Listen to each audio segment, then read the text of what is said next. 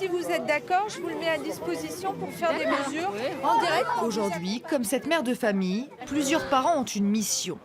Armés de cette petite machine et de leur téléphone, ils doivent effectuer des relevés atmosphériques devant l'école de leurs enfants.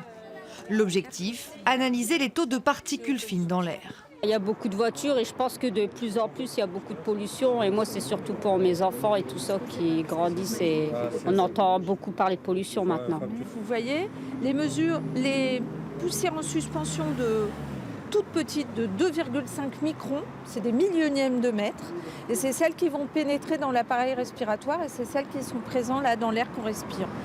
Des poussières, conséquence de la circulation extrêmement dense, notamment aux heures de sortie des classes. Ici, les parents sont souvent obligés de se garer en double fil. Surtout aux heures de pointe, c'est l'horreur, quoi. Ouais. Et oui, il le sent parce que monsieur tousse beaucoup et il fait un peu d'asthme aussi. Ces mesures doivent donc servir d'électrochoc pour sensibiliser les automobilistes.